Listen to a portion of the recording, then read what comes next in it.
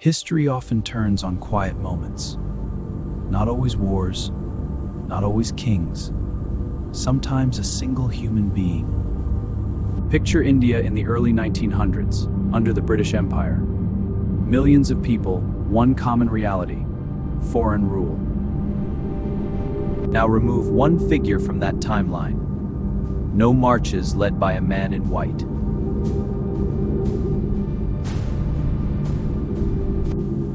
No spinning wheel as a symbol of resistance.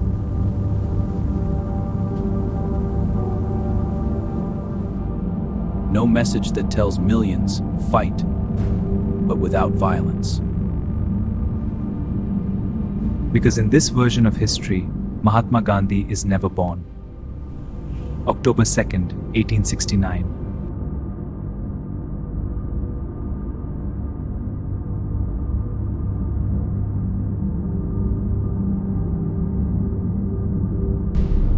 What if he never existed?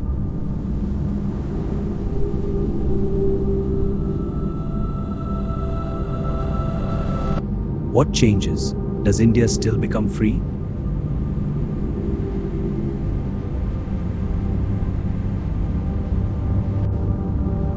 Or does the fight take a darker, more violent turn? And here's the deeper question. Was Gandhi the reason independence came the way it did? Or was he simply in right place at the right time? To answer that, we need to understand what actually happened and why it mattered far beyond India.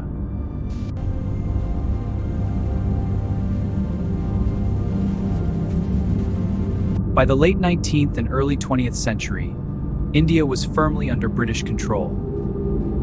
And frustration was growing across the country. Early resistance was already underway. Leaders like Bal Gangadhar Tilak demanded self-rule. Organizations like the Indian National Congress pushed for reforms. Revolutionary groups began using violence against colonial targets.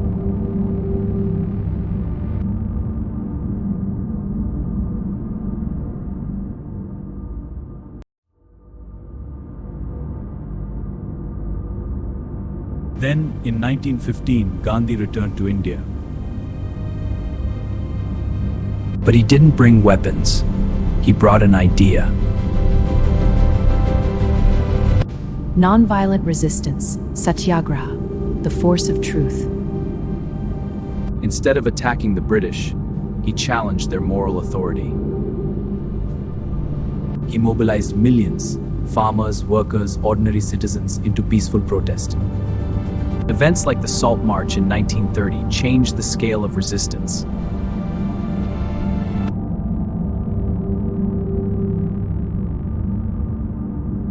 And the Quit India movement made the freedom struggle truly mass-driven. And it worked. Not instantly, not perfectly. But it shifted global perception. India's fight was no longer just political, it became moral. By 1947, in the tragedy of Partition, the method of resistance left a lasting mark. Now let's change one variable. Gandhi is never born. It's 1893. A young Indian lawyer is denied a first-class train ticket in South Africa.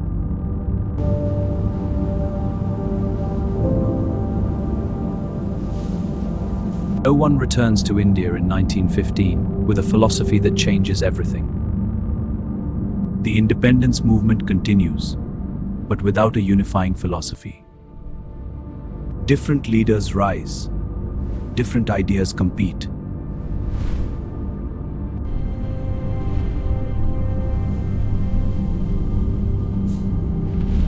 And slowly, the movement begins to split. Without Gandhi, peaceful mass mobilization never reaches the same scale. Instead, more assertive voices gain influence earlier. Bhagat Singh becomes a central symbol of resistance. At the same time, Subhas Chandra Bose gains traction with his belief in direct confrontation. Could Nehru or Patel have united the movement without Gandhi? Possibly, but not mass mobilization. Without Gandhi's symbolic power, no emotional glue. The British respond as expected, with force. Protests turn violent more often. Repression increases. You are under arrest. This is wrong. Global sympathy weakens. India is no longer seen as morally resisting empire, it is seen as rebelling against it, and that distinction matters. By the 1930s and 40s, the struggles looks very different. Instead of one broad movement, there are multiple factions: revolutionaries, moderates, regional groups.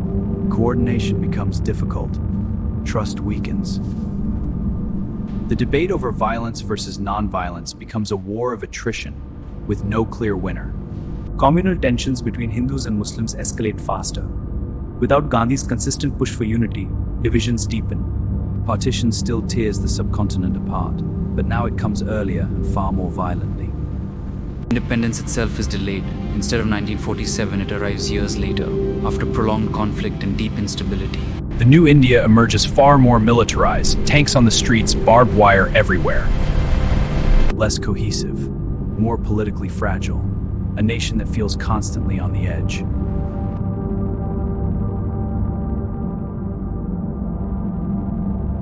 Now the ripple spreads outward. Without Gandhi, global movements lose one of their most powerful blueprints. Would Martin Luther King Jr. have risked everything? Nelson Mandela might have relied on armed resistance much longer. The idea that peaceful protest can triumph begins to lose credibility.